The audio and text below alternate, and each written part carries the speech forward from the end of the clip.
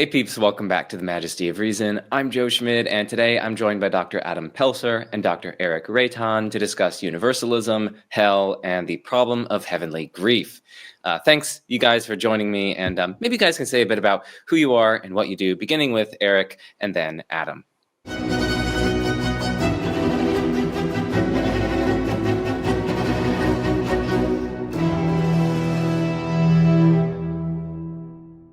Yeah, so I'm a professor of philosophy at Oklahoma State University, where I focus on topics in the philosophy of religion and ethics primarily. My most recent book, Troubled Paradise, is about the problem of heavenly grief. I'm excited to have a chance to chat with one of the people whose ideas I engage with in that book. And that came out just at the end of 2024. Hi, I'm Adam Pelser. I'm a professor of philosophy at the United States Air Force Academy in Colorado Springs. And because I work for the federal government, I get to start off with a disclaimer and tell you all that the views I'm about to express are not the official views or policy of the United States government, the Department of Defense, or the U.S. Air Force. Now, with that out of the way, I can tell you a little bit about my work. I'm the co-editor of a book called Faith and Virtue Formation with Scott Cleveland. I co-edited that work. Christian Philosophy: A Day to Becoming Good is the subtitle of that. That's with Oxford University Press. And today we're going to be talking about a chapter that I contributed to this book, Paradise Understood, edited by Ryan Byerly and Eric Silverman, called and my chapter in that book is called Heavenly Sadness. Awesome. I've put links to your guys' websites and your work in the description, so everyone should click down there and follow and read the work of my guest today. So for the audience, here's the broad structure that we're going to follow for today's discussion. First, we're going to be clarifying our terms like universalism, hell, annihilationism, etc. Secondly, we will be explicating the problem of grief. What is this? Thirdly, we'll be canvassing some solutions that both of my guests think probably don't work, and they'll explain why they think they don't work. And then finally, we'll camp out on Adam's favorite solution with the rest of the discussion focusing on it, because we'll have some good back and forth and healthy disagreement among our guests at that point. So let's turn now to clarifying our terms, universalism, hell, and annihilationism. Let's turn it over to Eric to maybe start us off with defining some of these terms, maybe with universalism to start off with. Universalism, what's sometimes called traditionalism, and annihilationism are three sort of dominant views within Christianity about Christian soteriology, about the fate of humanity after death. Universalism is the view that ultimately all are saved. Now, some may have to go through hell first, and they may endure hell for quite a long time, but the final chapter in everyone's story is a happy one, right? So there's a happy ending to every story, even if there's tragedy and sadness along the way. So that's the universalist view. The traditional view holds that at least some persons are eternally damned.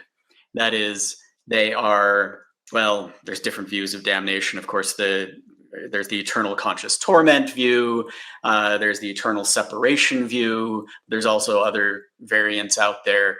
I think the view that the damned are actually in heaven with the saved in a certain sense, but are psychologically alienated or cut off by their rejection of God.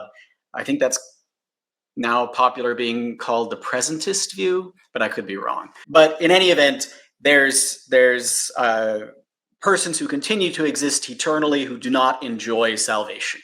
The final sort of chapter of their story is that they are unsaved and suffering as a result of it. And then annihilationism is the view that at least ultimately the unsaved go out of existence. And there's different versions of that view. Don't have to go into the details, but in annihilationism, or sometimes called conditionalism, those who aren't saved either are put out of existence by God or go out of existence because they have failed to do something to secure their eternal existence, or eventually, by virtue of their opposition to God, who is the source of being, their being their own being becomes increasingly vitiated until they ultimately cease to exist. There's different views. So awesome. So Adam, how about you? Let's have you start us off with explicating the problem of heavenly grief. What is that? And then we'll turn over to Eric if he wants to add anything or build on anything. Great. Yeah, thanks. So the problem of heavenly grief, or I've called it heavenly sadness, is essentially the worry that many people have about the doctrine of perfect heavenly joy. So if we start with the doctrine of perfect heavenly joy or perfect blessedness in heaven, the worry is that if there's anyone who suffers for an eternity in hell, if the traditional or the traditionalist view is correct, and there is any kind of a hell, or even if maybe the annihilationist view is correct, and some people ultimately end up passing out of existence and not entering into a heavenly blissful state, that's going to be such a negative reality. Especially if one of those people was somebody that you were close to, especially if someone that you love deeply in this life is not with you in the heavenly realm. How could you possibly be eternally blessed? How could you possibly be experience the kind of perfect joy that Christians typically believe is going to characterize the heavenly state? It just seems like there's going to be some diminishment of that joy if a person made in God's image, once a bearer of his image, no longer bears his image, no longer has a loving relationship with God, no longer gets to taste the joys of heaven. That if anyone is in that state, that's going to diminish the joy of those inhabitants of heaven. And so, really, what we're focusing on how can we think about that doctrine of heavenly joy in the light of heaven, or in the light of the possible existence of hell.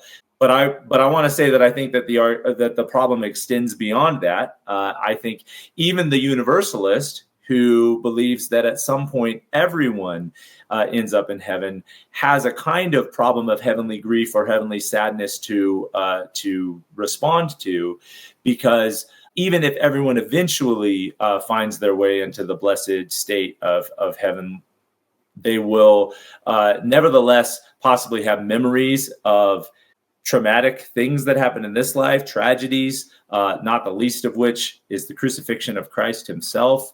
That any memory of some negative state of affairs, if sadness or grief is a fitting emotional response to that there's still the possibility of some sadness or grief that needs to be accounted for, even on the universalist picture, even if it's not sadness about hell.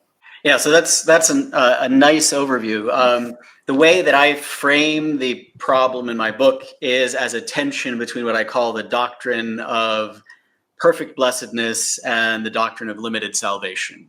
One of the things that I try to do is sort of flesh out the argument for a contradiction between these two doctrines. And I do it in terms of 4 premises that I think have a strong prima facie plausibility, certainly for most Christians. What I call the love premise, which is the idea that the morals, the blessed in heaven will be morally sanctified, and a central part of moral sanctification in the Christian sense is being perfected in the love that Jesus called us to have for our neighbor, even our enemy neighbor, and that those who are morally sanctified and perfected in that love will love even the damned or the lost, since I want the argument to extend not just to the traditional view of eternal hell, but to annihilationism. I sort of choose the word the lost instead of the damned for most of the book. And they will also continue to love those they loved more personally in this life in a more personal way. The second premise is the fitting grief premise, as I call it, which is that part of what is involved in being morally sanctified is and being morally perfected is having emotional responses that perfectly fit the circumstances. So this sort of taps into virtue ethics, and the idea is that as the kinds of creatures who have emotions, our moral perfection is the perfecting of our emotions, and these perfected emotions include, feeling grief when and where it is fitting, and any time there is a genuine objective loss, I argue grief is fitting, so long as, of course, the blessed in heaven are aware of this loss, right? They won't experience fitting grief if they don't know that the loss has taken place. So that leads to my third premise, the awareness premise, which is the premise that, in fact, the blessed in heaven are aware of the loss. And then finally, there's what I call the incompatibility premise, which is that the enduring grief or sadness that the blessed feel over the eternal loss of some beloved children of God is incompatible, at least with perfect joy or perfect happiness, even if it's not incompatible with some significant degree of happiness. So that's the way I sort of flesh out that problem. Yeah, I'll say just a little bit more about the problem to kind of fill out some of what Eric has already said. That for me, it's really important that we think about what emotions are, and I think Eric and I share a similar view of what the emotions are. That they are kind of experience of value. I like to think of them as a kind of perception of value. So I think that in sadness or grief, what we're doing is we're sort of perceiving the disvalue of a situation. We're seeing our situation as involving a kind of loss of someone or something significant. And I think Eric and I pretty much agree about that view. And so when I think about the existence of the blessed in heaven, when I think about their state of perfection, it's important to recognize that if there is any negative reality to be perceived, it might be fitting, it might be appropriate to perceive that through a kind of what I call an affectively negative emotion. So an emotion that has a negative affect or a negative feel to it. I don't think emotions and feelings are exactly identical. I think there is a kind of feel that emotions have. I call that the affect. And so when you have a negative affect, that's a kind of a painful emotion. So the question is, the question that's posed by the problem of heavenly sadness or heavenly grief is, could it be possible to have such affectively negative emotions or painful emotions in heaven in a way that doesn't detract from perfect heavenly joy? That's really the way to think about that. And so I think, and in addition, one more thing I'll say about the value of emotions is that I think emotions are both morally valuable in the way that Eric has suggested. They're expressions of love, right? To feel sadness for something that you've lost is a kind of indication that you loved it or you cared about it, that you're concerned for it. But I also think that emotions have positive epistemic value. So not just moral value, but epistemic value. I think that emotions help us to actually appreciate and know, have a kind of appreciative understanding of an awareness of negative realities in the world. And so some solutions that we're going to talk about, especially solutions that want to say, well, maybe there's no such thing as negative emotions in heaven. I think not only are you risking losing the moral value that those emotions have as expressions of virtues like the virtue of love, but also I think you're risking maybe losing out on some of the epistemic values that those emotions have, like the awareness or the direct experiencing of realities that are there, negative as they might be. So I think that's important to keep in mind as we're sort of talking through the possible solutions to this problem. Awesome. So let's canvas some of these solutions. So maybe we'll start off with maybe one that my audience is aware of. Dr. William Lane Craig has this view where God shields the people in heaven from awareness of the suffering of the damned. So maybe we'll turn it over to Eric to explain this view, and then we'll have both of you maybe say what you maybe find unpalatable about it or implausible about it. Yeah. So William Lane Craig proposes as a possibility, and he is he frames it not as a purported solution to the problem, but as the equivalent of a defense, right? That this is a sort of mere possibility. I have a lot to say about the distinction, and actually in the opening chapter of my book, between theodicies and defenses, and why I don't think defenses are enough.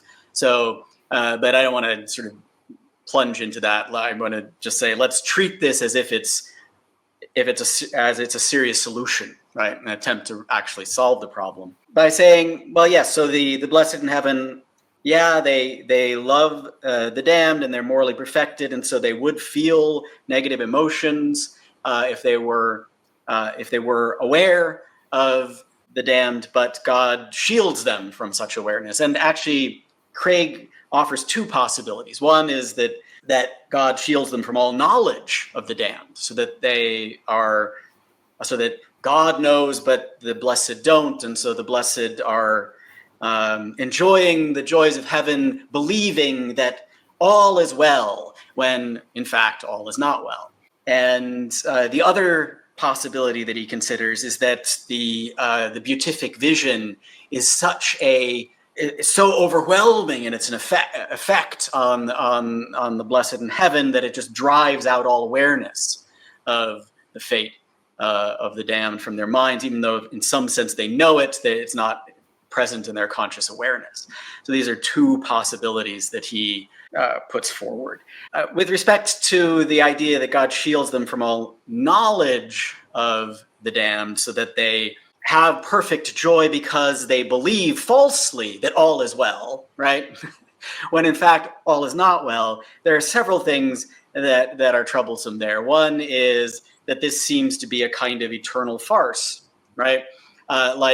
I use the example of a father who gets the news that his son graduated from Yale, or some with honors, and is celebrating this graduation. In fact, however, the son flunked out, and he just is unaware of this, right? Is that a perfected state, right? I would say there's such a thing as epistemic perfection, and not just moral perfection, that I think we would want to attribute to the blessed in heaven. And but more deeply, if you're morally perfected, you would want to know the truth, right? And you would want to be responding to reality, not to a falsehood. And so if you were morally perfected, your reality under this picture would be at odds with what you desire. And that kind of tension seems to make the subjective perfect joy imperfect in a more objective way.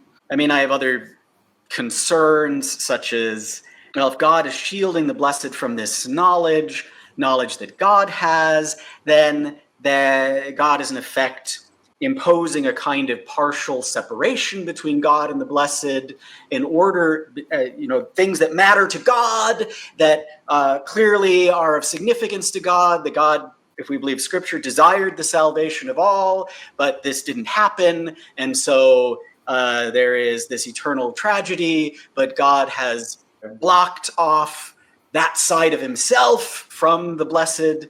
That seems to create a problem in the relationship, like a distance in the relationship between God and the blessed, that I wouldn't want to attribute to the state of blessedness.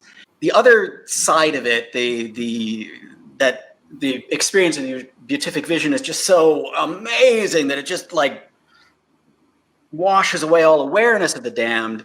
This makes the experience of the beatific vision more like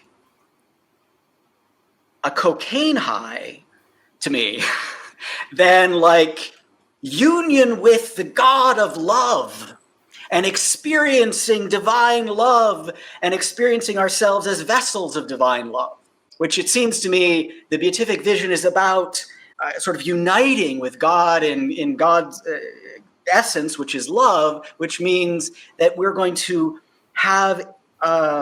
be more loving, right, than ever before in this state. And it's going to be easier for us to love and care about our enemies than ever before. And as Simone Weil has argued in more than one place, the starting point of love is awareness obliviousness to our neighbor is because we just are just too overwhelmed with something else, is the opposite of love for our neighbor in an important sense. So those are some of my big concerns with this. If it's really viewed as a solution, as a purported solution, it has implications that I think most Christians would be concerned about or find trouble. I would just add that I think, once again, I don't think this is just a problem if we hold a traditional view of hell.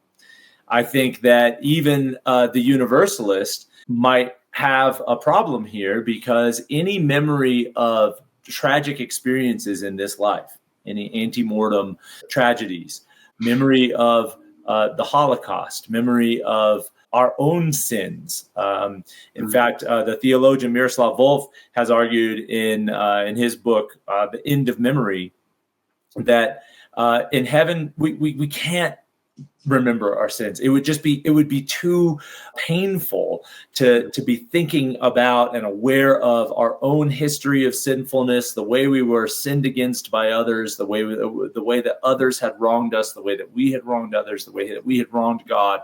And so he just says, we're just not gonna remember it. So this is a different solution than Craig's, but it's a similar kind of rejection of what Eric calls the awareness premise.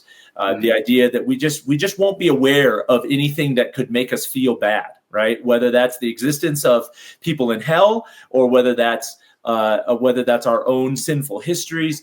But I think that the problem with this, and so to speak specifically to Craig's solution, if Craig's solution is going to work, it seems like we can't just have our awareness of hell blocked or overwhelmed by the beatific vision. We also have to have our awareness of our own sinfulness, past traumas, maybe even the crucifixion of Christ. It's hard for me to imagine how the blessed in heaven will remember the crucifixion of Christ and not have any kind of negative affect associated with their awareness that the cost that was paid for their salvation was the death of the Son of God. That is such the greatest tragedy in the history of humanity, ultimately redeemed by the resurrection. And as we're recording this, we just celebrated Easter, and so Easter is the moment of greatest joy in the Christian calendar and in the life of the Christian. It's marked by Easter, but nevertheless, I think that we must remember the cost that was paid, the sacrifice that was paid for our salvation was nothing less than the death of our Savior. So I don't think that you can just say, well, God's going to block our knowledge or our awareness of hell. I think you've got to go further than that and say, well, he's going to block our knowledge and awareness of so much that it starts to look like I can't tell what the psychological continuity is between this life and the next life. I just think it's too psychologically discontinuous, where you don't even remember what you're doing there. You don't even know what heaven is. You don't know the price that was paid for it. It seems to me that the costs of saying that we won't be aware are too great to pay. I mean, one of the things that I really appreciate about your article is that it did force me to engage with, in a way that I hadn't before, these negative realities that the Universalist still has to contend with.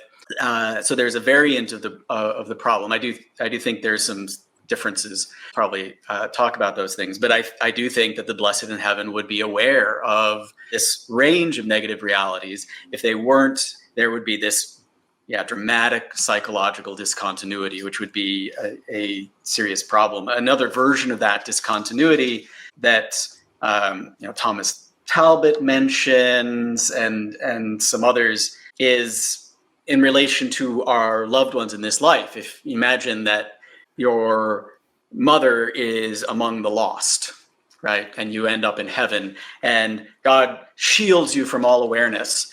Well, how could God shield you from all knowledge or awareness of the eternal loss of your mother without basically just erasing your memories of your mother? And what would that do to who you are, given the central role that your mother presumably played in shaping your life and cultivating your character and determining who you eventually ended up becoming. Erasure of important people in your life from your memory. I mean, I witnessed that with my own mother. She died actually last spring while I was editing this book in its final stages. But we'd been losing her piecemeal for 10 years to dementia, and she began forgetting. She forgot her grandchildren, my children, and the person that she had become as an adult was slowly being taken away piecemeal by these lost persons, right? And I don't see how you could erase the memory of loved ones without doing that, without a kind of, I think of it as a sort of Swiss cheese persona, right? A self that has been, that has these gaping holes left. Sorry to hear that about your mother, and I just would say, I think we don't look at that and think that's an image of human flourishing, right? Right.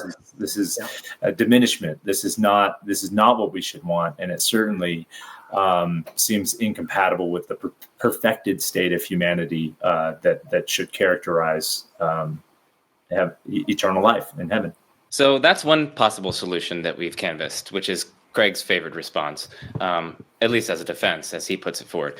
How about Adam? Can you explain the impassibility style response to the problem of heavenly grief? Sure. Yeah.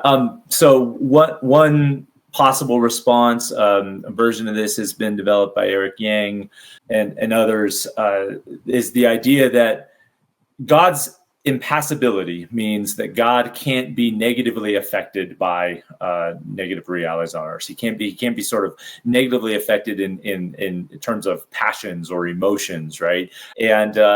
And so if God can be aware of all of the negative realities on earth, if he can be aware of all the pain and all the suffering, if he can be aware of even the possibility of a hell, and have that not affect him negatively in any kind of emotional or passionate sense, then maybe the blessed in heaven will be like God in sharing in his impassibility by not feeling badly about the negative realities, maybe being aware of them, right? So this isn't necessarily a rejection of the awareness presence, but it's a rejection of what Eric has called the fitting grief premise. Yeah. Is that right? The fitting grief premise, or the fittingness of sadness. It's just saying, look, you can be aware, you can be fully aware of the negative reality of even something as tragic as the existence of human beings in hell,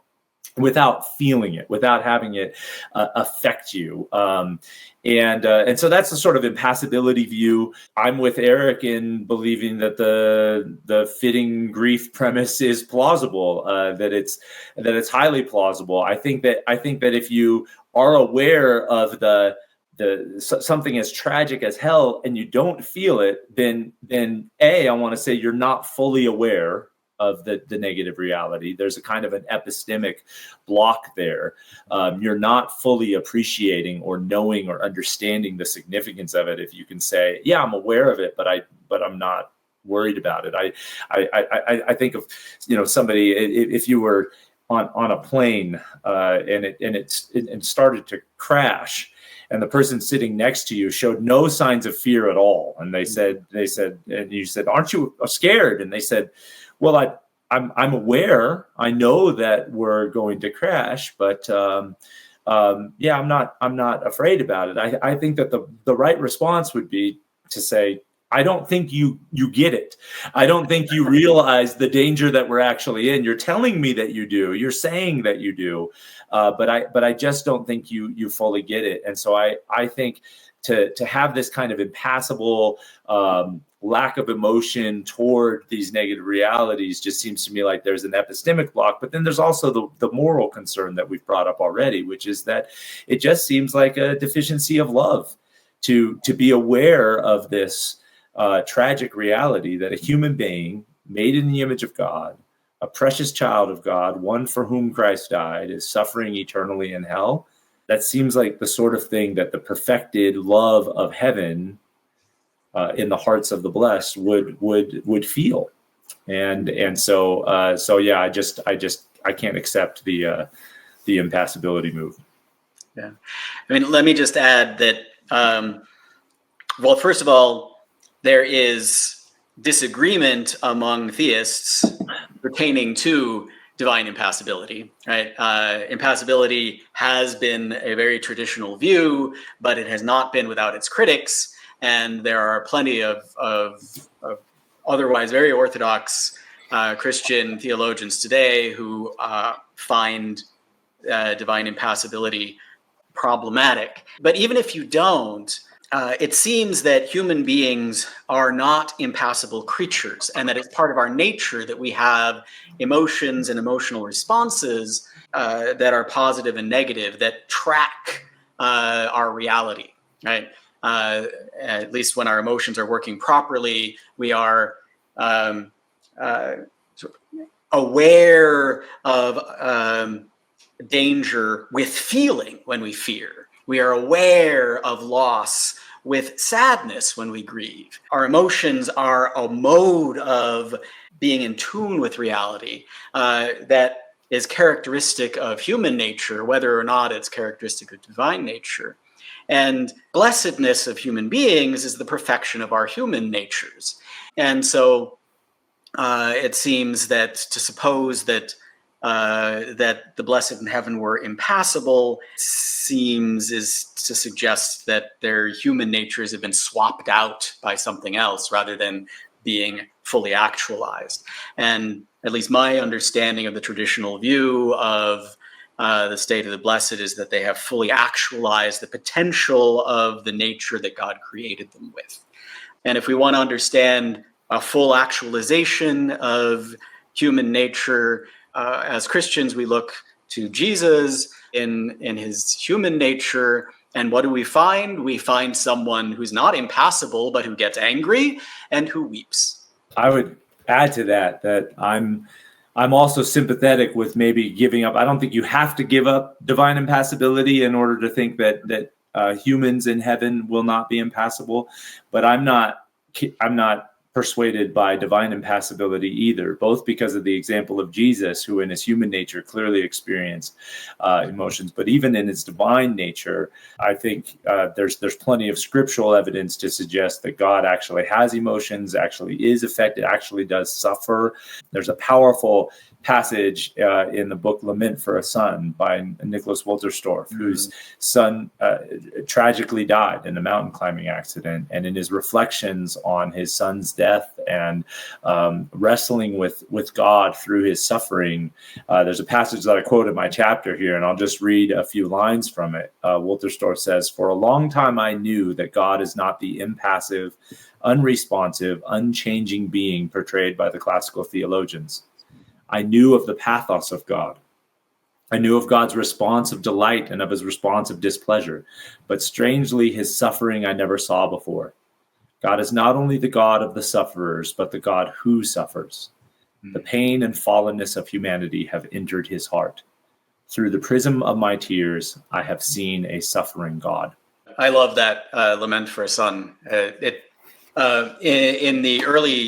one of the early chapters of the book, I look at portraits of grief, and I look at C.S. Lewis's A Grief Observed and Wolterstorff's Lament for a Son, and a memoir by a poet, Mark Doty, The Loss of His Lover to AIDS, as all just these vivid, powerful portraits, spiritual portraits of grief. One of the things that comes out of those portraits is that grief attunes us to something profound. Eric, how about we now turn to, I think James Dominic Rooney has recently developed at least potential solution on this, or is at least recently written on this. So maybe you can talk about what he has said and your take on it. Part of what sort of frames Rooney's response is a distinctive view of hell where the damned are not separated from God, right? Cut off from divine grace, as sometimes held, but are in this state of rejection, such that even when they receive it, they don't see it for what it is, and they see it for something awful, and they're just in this state of, through their sort of free rejection of the divine, in this state of torment that endures, right, eternally. But God does for them the best that God can do, given their rejection, and that includes a kind of deification, and sort of they're included within the community of heaven in a certain sense, but they're included as people who can't enjoy the community of heaven because of their own subjective choices. So they're miserable, but they aren't separated. We haven't lost them, at least not fully. You know, at one point he says, so this is a reason to rejoice, not a reason to grieve. But the problem here is it seems to be both a reason to rejoice with an asterisk and a reason to grieve with an asterisk. That is, suppose that I get the news that one of my children has been in a horrible car wreck and it doesn't look good. And they're in the hospital in New York, in Oklahoma City. And I jump in my car, I drive down to the hospital, and the whole way I'm like afraid that I'm going to arrive and my child will be dead. And I get there and I get the good news: my child is stabilized. She's going to live. Also, she's going to be paralyzed from the waist down for the rest of her life. There will be something to rejoice in that moment, and there is something to grieve in that moment. The two are not mutually exclusive.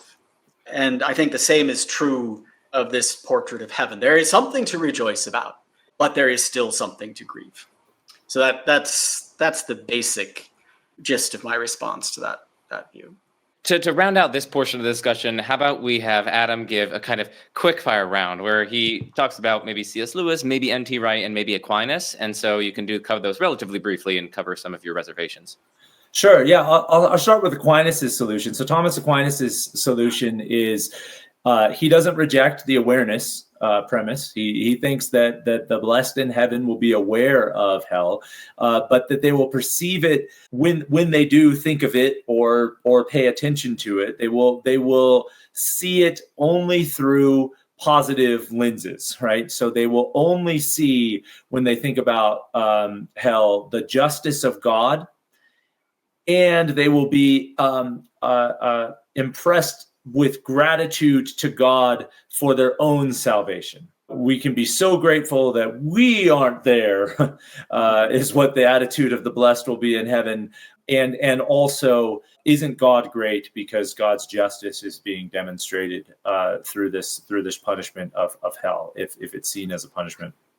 And in response to that, I don't disagree with Aquinas that the blessed in heaven will have those kinds of positive emotional perceptions of hell. They'll see it as, if there is a hell, they will see it as God's justice, an evidence of God's justice. And they will also see it as reason to be eternally grateful to God for salvation from such a fate. But I just think that in addition to that, the blessed in heaven will also see the negative side of it and will see this as a tragedy that anyone would have to suffer such a fate. So that's Aquinas' view very quickly. Then C.S. Lewis offers a couple of different possible options in his Problem of Pain, but they're very quick and sort of sketchy. One is he offers a kind of temporal duration argument where he says that we shouldn't think of the temporal duration of hell and of heaven as being sort of simultaneous histories. He says, like, the way that we think about the history of England and the history of America is sort of going on at the same time. He says that given the scriptural evidence, he thinks that we should think that hell is final, that it's unchangeable, that if someone ends up in hell, they're not getting out of hell. That's his view. But he says, but whether it endures forever, what its temporal duration is, he says we can't be sure of. And so maybe, I think this is kind of a move in an annihilationist direction. Maybe there will be a sort of passing out of existence of hell and all who reside there, so that they're not actually present temporally along the same timeline as the eternal life of those in heaven. And so those in heaven won't be like, hey, there's people suffering now in hell. And my response to that is just, well, it seems to me that if anyone once made in the image of God passes fully out of existence and doesn't enter into the blessed state of eternal life with God, that's a tragedy enough to be remembered with sadness and with grief, whether or not it's going on now. We are, as we're recording this, the day of remembrance of the Holocaust, Yom HaShoah, and the nation of Israel is coming up this week. And on Yom HaShoah, everyone in Israel stops work for a day, and they pause and they take moments of silence to remember the Holocaust, the horrific evil that was the Holocaust, and the heroism of those who fought against the Germans in the Holocaust and to save Jewish lives. And that's the Holocaust is such a profound tragedy that just because it happened in the past, we don't think, oh, well, we shouldn't remember that anymore with any kind of negative feelings of sadness or grief or solemnity or somberness. And in the same way, it seems to me that's what we should say in response to the duration argument. The last argument that I'll mention is an argument that C.S. Lewis suggests briefly, and then N.T. Wright picks up on this in his book, Surprised by Hope. And this idea is, as C.S. Lewis puts it, hell was not made for humans. He says, I've got the quote right in front of me here. He says, to enter hell is to be banished from humanity. What is cast or casts itself into hell is not a man, it is remains. That's Lewis. And then N.T. Wright picks up on that and says, yeah, that there's this sort of degeneration of humanity that happens when you resist God's will repeatedly over the course of a lifetime, and even beyond this life into the afterlife, that you've become unhuman. You've sort of lost all remaining vestiges of the image of God in you, and you've become like a beast, or as Lewis puts it, like a damned ghost. You're no longer really human. And so both Wright and Lewis suggest that because of that degeneration and that literal dehumanization that happens, it no longer is appropriate to feel pity or compassion for those as if they are suffering humans, because they're no longer human. And my response to that is that I just think, if that's true, if that's really what happens, a literal dehumanization. I mean, we lament people who in this life dehumanize themselves or others through violent acts or through degrading acts that violate their own human dignity or the human dignity of others. How much more should we lament and grieve and be sad because of the literal dehumanization of people to the point where it's irreparable? It seems to me that that's not a solution. It seems to me there's still just as much reason for sadness or grief in that case. I would add, if grief is a response to loss, right, that there's something good that is gone, and grief is a fitting emotional experience of this thing that was there is gone, then if someone has destroyed the humanity within themselves, if they have somehow, in a sense, wiped out the image of God, well, that is something of enormous value that is gone. It is a loss to be grieved. Awesome. So that concludes our kind of survey of alternative solutions. There are, of course, others that we didn't mention for the audience. If you want to look at some of these and what our guests have to say about them, check links in the description. Let's turn to Adam's favored solutions. So we've already kind of caught glimpses of it throughout this discussion, but I'll turn over to Adam to articulate his favorite solution, and then I'll just let you guys kind of go back and forth for this for the rest of the episode, and then I'll kind of jump in when it's time to conclude. Okay. All right. Thanks, Joe. So my favorite solution, or at least the one that I've proposed in my article, which I recognize this is a bit speculative, right? And I hesitate to speculate about something as weighty as possibility of hell, and even I hesitate to speculate about something as weighty as the glory of heaven. And in fact, when I was first writing this article, heavenly sadness. My son Luke, who's now in college, I think he was in probably fourth grade at the time, and I was driving him to school one morning, and I said, well, today after I drop you off, I'm going to go to my office and I'm going to write about whether there can be sadness in heaven. And he said, well, what do you think? And I said, well, I don't know. And he said, good. Because he recognized that I shouldn't be claiming to know what in fact I don't know. So I offer this as a kind of theological and philosophical speculation on the afterlife, which I think is underdetermined by Scripture. I don't think that there are clear scriptures that support this, and if anything, I actually have to work hard to sort of interpret some scriptures in line with my view. But my view is essentially that I want to say maybe it is possible to have some sadness in heaven, a limited degree of sadness, and that sadness might be an appropriate and fitting response to an awareness of the existence of hell, and also of the memories of past evils, such as the Holocaust, or such as personal traumas, or even the crucifixion of Christ. We just celebrated Good Friday, and I suggest in my article that it's not clear to me why we will stop having Good Friday services for all eternity, why we will not remember with some sadness and somberness. And somberness, I want to suggest, is a slightly different emotion than sadness. I think somberness is a kind of awareness of the weightiness of something, but that's tinged with a kind of negativity. It's a kind of negative awareness of something very grave. And it seems to me that memories of the crucifixion of Christ will continue to, at times, and maybe in liturgical circumstances in heaven, be tinged with sadness or somberness.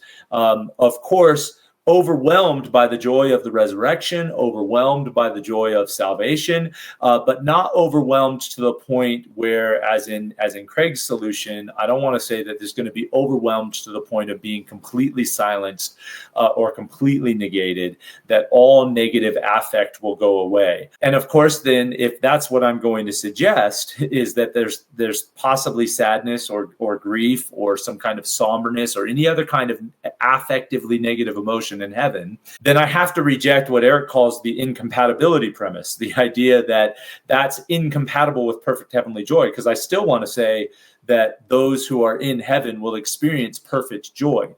The way that I explain how that might be possible, how it might be possible to at one and the same time experience moments of sadness or somberness with perfect heavenly joy, is that I want to say that perfect heavenly joy is not just a state of sort of enduring, unending, uninterrupted, positive affective experiences. So it's not like we're just feeling good all the time, nothing but happy emotions all of the time. I don't think that's how we should think about the state of perfect heavenly joy. I think that we should think of the state of perfect heavenly joy as an enduring, stable pleasure in a life lived in loving relationship with God and others, and all of the activities that are included therein in the heavenly existence. And I think that joy, that sort of stable recognition that we are living in God's presence, and that God has saved us from the worst evils that humanity experiences in this life. I think God has, heaven is going to be free of racism. It's going to be free of sexism. It's going to be free of murder. It's going to be free of genocide. There will be no more war. There will be no more sexual assault. There will be no more cancer or dementia or disease of any kind. And I think when we think about a reality that is free of those great evils that plague us in this life, it seems to me that we can take great joy, that this is an object of great hope, even if maybe in that experience of that heavenly realm, we momentarily remember, with some sadness or some somberness, the realities of perhaps a hell that is ongoing, or perhaps our own personal sins, the way that we wronged others in this life, the way that we contributed to the crucifixion of Christ on the cross for our sins. These are things that I think we might be able to remember with some sadness and with some somberness. And I don't think that that will detract from our perfect heavenly joy, because we will be flourishing as human beings. And part of what it is to flourish as human beings is to see reality for what it is and to appreciate it for what it is. And if there are negative realities to be appreciated, I think those will be felt with some negative affect, or at least that's the suggestion. This is why Adam's solution was my favorite, and I saved it till last. In fact, I arranged the premises so that the incompatibility premise would be last, so that I could write. But I appreciate that honor. Right. Because it was. I agree with almost everything. One of the things that I was initially wrestling with when I read it was, is this challenging the incompatibility premise, or is it the escape? I talk about there are two escapes from the problem. One is to reject the doctrine of limited salvation. The other is to reject the doctrine of perfect blessedness. So when I was initially reading it, is this an escape from the problem by basically conceding that they won't be perfectly blessed, but they'll be really, really, really blessed? Or is it a solution that rejects the incompatibility premise? I think it's right, and it sounds like you agree, that treating it as a rejection of the incompatibility premise is the right.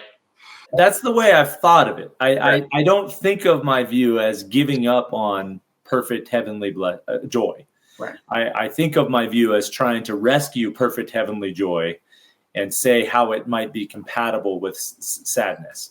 But I understand that that you think I'm giving up too much, that I have in fact escaped the problem. At best, I've escaped the problem by giving up on perfect heavenly joy. And I hope that's not true. But yeah, maybe you can. So here's one way to sort of think about it. When Friedrich Schleiermacher in the Glaubenslehre articulates a version of the problem of heavenly grief, although I classify it as the problem of heavenly sympathy. He says that the sympathy that the blessed would have for the damned would be a disturbing element in their bliss.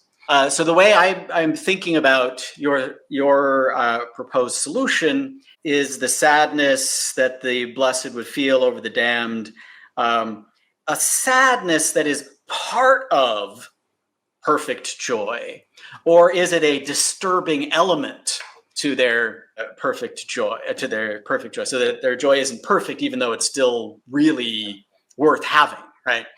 And I don't accept versions of the problem of heavenly grief that would basically say that salvation isn't worth having, right?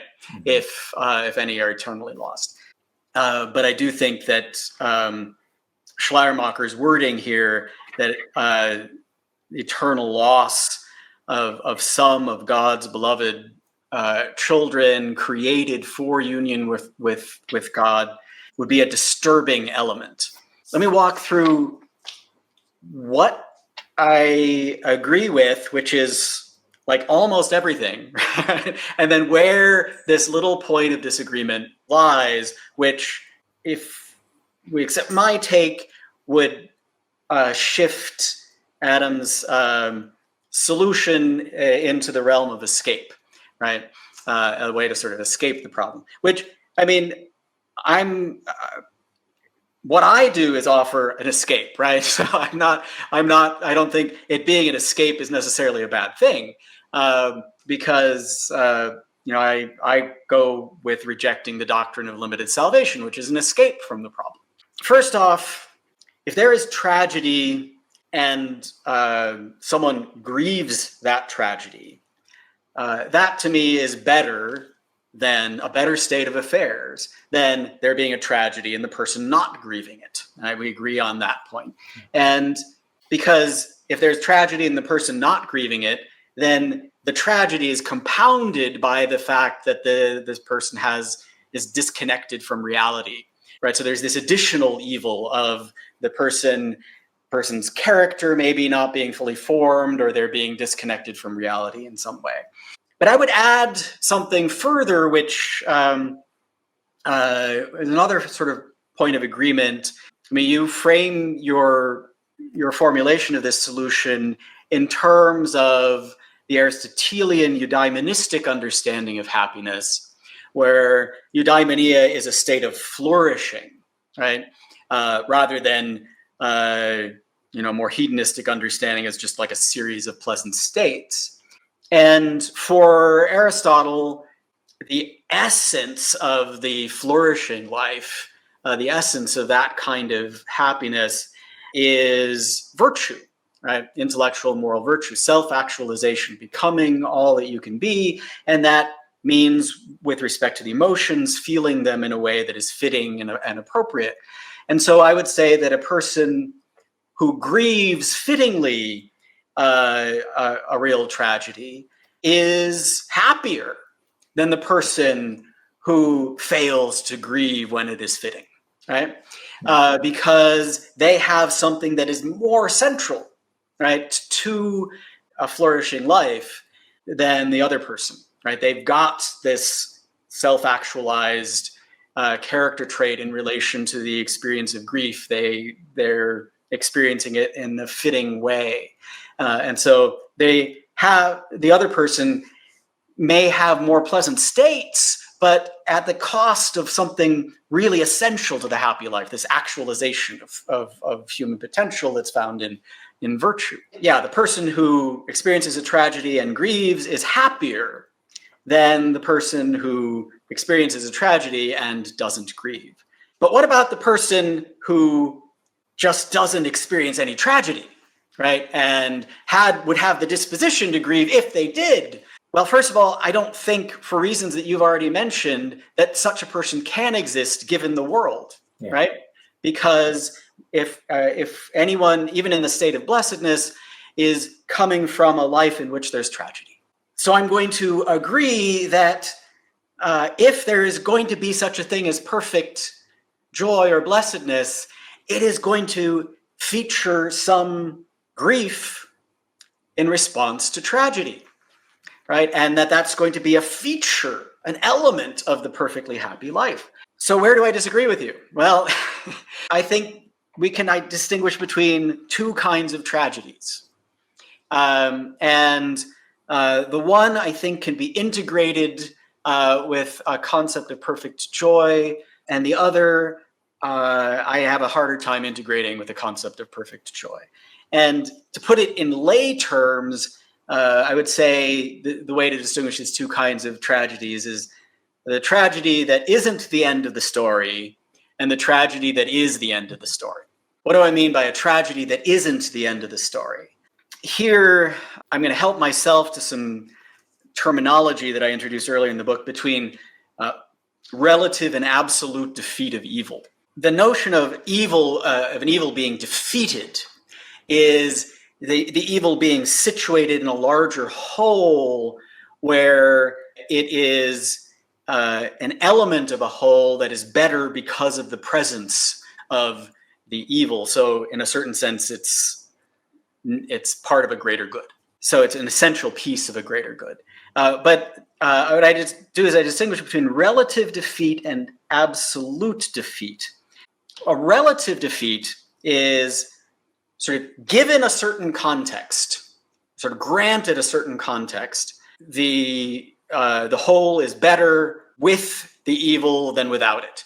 And so the example is Bob murders Betty and is caught, convicted, and suffers as a just punishment, right?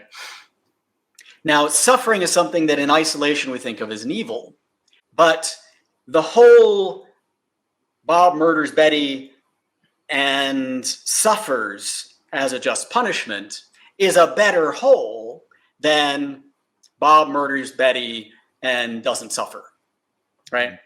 And so the evil here of suffering is defeated by the context, but I say it's a relative defeat because better still would be Bob not murdering Betty at all, right?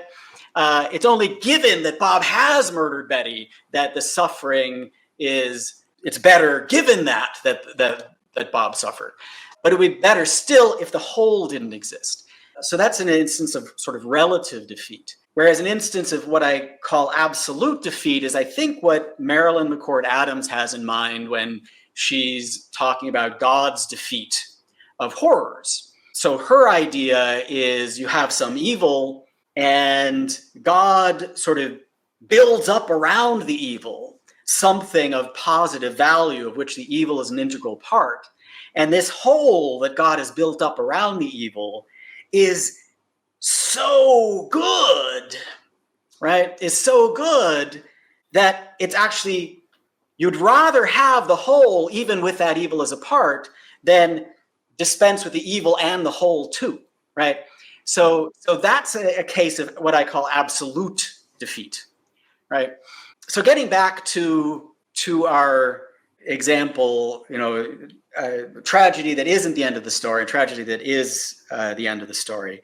Unpacking it in terms of this language, I would say that a tragedy that isn't the end of the story, I would define as a tragedy that is either part of God's means of absolutely defeating evil, and hence becomes an integral part of the whole that is on whole so good that we would rather have it than do without the evil. Or, if not part of God's means, something that God absolutely defeats. It would be terrible in isolation, but given God's amazing sort of cosmic jujitsu, God transforms this evil such that by building something of such value around it, that it becomes, that the whole is something we don't want to do without. Good Friday and Christ's atoning sacrifice is, I would say, a tragically necessitated means of defeating the evil of sin and horror and death. The Holocaust would be an example of an evil that, at least potentially, given God's infinite resourcefulness, God could absolutely defeat, perhaps. And tragedies that are situated, within this project of absolute defeat, I would say, yes, we can and should experience the negative emotion, in part because experiencing the negative emotion deepens our appreciation of the extraordinary achievement of God's work in defeating even this, right? But then there's tragedy that is the end of the story. This would be an instance of a tragedy that is neither a necessary means for the absolute defeat of an evil or something that is absolutely and it's not absolutely defeated. It might be relatively defeated, but it's not absolutely defeated. And I would say if the blessed in heaven confront those kinds of tragedies, it would be a disturbing element in their bliss. And I want to say that the eternal damnation of anyone or the eternal loss of anyone, because ultimately in their life stories, the lure of sin and the corruption prevailed over God's saving will. I want to say that would be a disturbing element in their bliss. And I would say that Aquinas offers relative but not absolute defeat of their suffering. If not only do the damned pay for their sins through fitting suffering, but also are ultimately redeemed through a kind of reformatory punishment that turns them to the light and leads to their repentance and ultimately acceptance into heaven, that would be the absolute defeat of their wickedness. But if all they do is suffer the proportional punishment, then their suffering is relatively defeated. But there's still this reality of them being sinners, disconnected from God, who have harmed God's creation or opposed themselves to God's creation, which remains this eternal thing that it would be better were not there. So, in other words, I think if universalism is true, then potentially we could say all tragedies are absolutely defeated, and then all the negative emotions are going to be features of this greater whole that deepen our appreciation and connection to the greater whole that is just so good that it's better with those negative emotions as a part, just as the defeated evils contribute to the good of the whole. But absent that, if not all are saved, then the loss of those who are eternally unsaved would not be redeemed by being part of this kind of absolute defeat. And so the grief we feel towards in those cases would be a grief that is, in Schleiermacher's terms, a disturbing element to our bliss. It doesn't mean we would be miserable in heaven, but it does, in a sense, lower the ceiling of joy that is possible. That's at least my view. So anyway, those are my thoughts on that. So I almost completely agree with you, but then... Well, I've really enjoyed reading your work, and it's helped me to think more carefully about my own view. And I think you're doing really careful work. And I think part of me sympathizes with the idea. So for those who are watching and sort of keeping track here, Eric and I agree that there might be sadness or somberness or affectively negative emotions in heaven.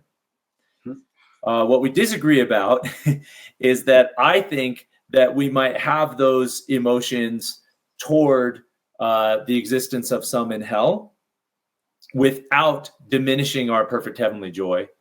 But Eric thinks if there are any suffering in hell for all eternity, who will never be redeemed, who will never taste the joy of eternal life with God in heaven, that our negative emotions toward that reality will be so great as to diminish our perfect heavenly joy, as to, I think at one point you put it, the monstrous evil would be so great as to lower the upper limit of heavenly joy. You bring that upper limit down so that the most joy that we can experience, it's maybe the most joy that we could have given the negative reality, but it's not as good as it could have been if that negative reality just simply didn't exist.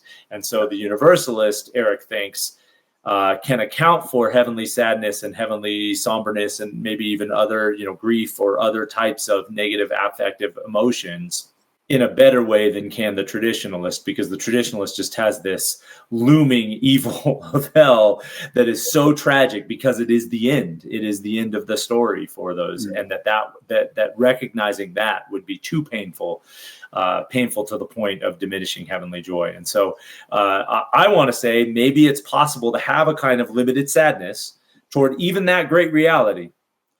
That great negative reality of hell, that those in heaven might be able to experience that and appreciate it, be aware of it, and give it its due in their emotional response to it, but without diminishing their perfect heavenly joy, because that sadness is not so overwhelming in light of God's goodness, in light of God's presence, in light of God's justice, in light of God's mercy, that sadness is not so overwhelming, that grief is not so overwhelming as to diminish heavenly joy.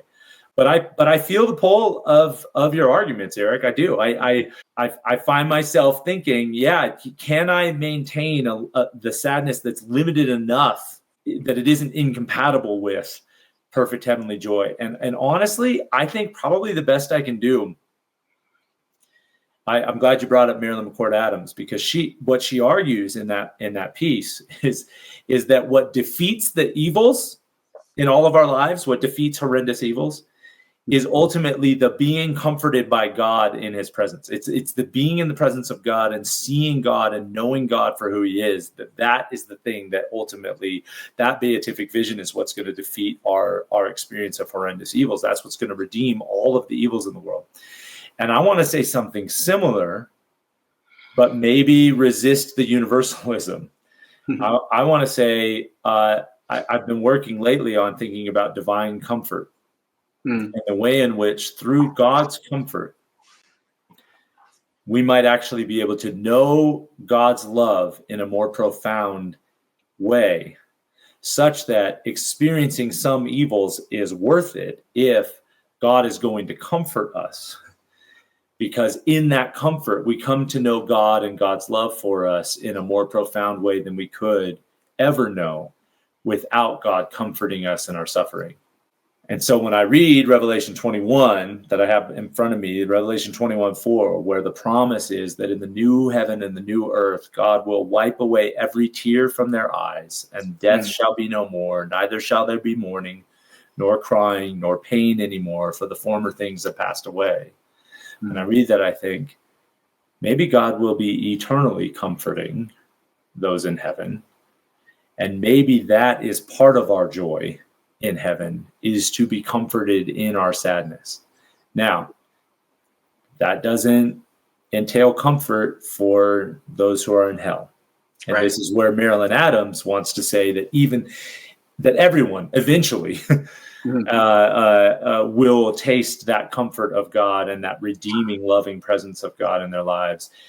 And so my solution is incomplete. It doesn't satisfy that. If a traditional doctrine of hell is held to, where there are some who suffer for eternity, either by their own choice or God's punishment, we haven't talked about different models of hell, but if they choose for all eternity to resist God's love, and that is their ultimate end state, that is a tragedy. I agree with you. That is a tragic end. And the only way that I can maybe try to salvage the possibility of perfect heavenly joy is to say that our being comforted by God, by God's presence, his wiping every tear from our eyes, is part of our joy in heaven. And that God is weeping over the suffering of those in hell just as we are, but that in the presence of a God, the God who created the universe, is going to wipe away every tear from my eye.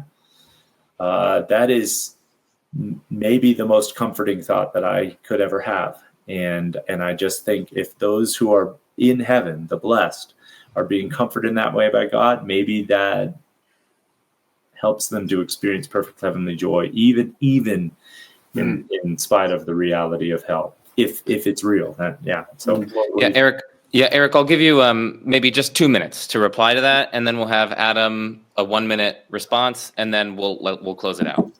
Yeah. So first of all, I think that's such a sort of beautiful picture, so much more beautiful than divine infliction of dementia. Right. And I mean, so if there is an eternal hell, then surely God would be the eternal comforter of the blessed, who would eternally grieve. That said, my thought is that this doesn't fully solve the problem, because this final state that hell presents us with is a tragic one, and the grief is in response to a tragedy that isn't ultimately redeemed and isn't part of a divine project of defeat. And insofar as the grief is an attunement to that reality, I would say it's not the amount necessarily, the degree of the grief, it's the kind of grief. It's a grief that is connecting up with the reality of undefeated evil, as opposed to a grief that's connecting up with the reality of defeated evil. and that's the key difference for me. Yeah, I think I would just say in response that I feel the pull of the worry. I do. I feel the pull of the universalist worry here, which is that if there's anyone suffering in hell, that's such a great tragedy that any grief or sadness over that would be so great as to diminish perfect heavenly joy. I feel that. And I hope for the salvation of all. I think for theological reasons and scriptural reasons, I'm not convinced of universalism, but I'm also not convinced that it's false. Again, I think I would just want to reiterate that on my view, or at least the proposed view, that there might be some limited sadness or somberness in heaven, possibly even toward the reality of hell. That on that view, the joy of heaven, the good news is that this is an eternal life that is free from crime. It's free from theft. It's free from murder. It's free from rape. It's free from abuse. It's free from disease. It's free from cancer. It's free from all of the things. It's free from oppression. It's free from all of the greatest evils in this life. And so if the worst thing that has to be felt or experienced in heaven is a veridical, true sort of awareness and felt appreciation for the negative reality of hell, I still think we can make sense of the immense and perfectly joyful and perfectly human experience that heaven is going to be.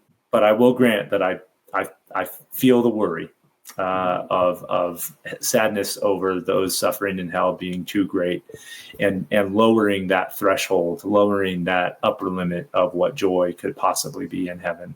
But whatever God's joy is, I think humans will enter into that joy, and that is good enough for me. Okay, well, thank you guys both for coming on and having such an amazing discussion, a cordial discussion, healthy disagreement. And yeah, for the audience, definitely, please go down in the description, check out the work. This is a really interesting topic that raises lots of issues in ethics, philosophy of emotion, even philosophy of action, philosophy of religion, various different things. So like, this is a really interesting topic, regardless of whether or not you're a Christian as well. I just think lots of interesting issues are raised by this, interesting issues about the nature of God and our possible ultimate destinies. So thank you guys both for such a wonderful discussion. Check links in the description to the excellent, amazing work of my guests. I'll have tons of stuff down there for their papers and their books that are relevant to our chat. And of course, what better way to end is there than I'm Joe Schmid. This is The Majesty of Reason, and peace out.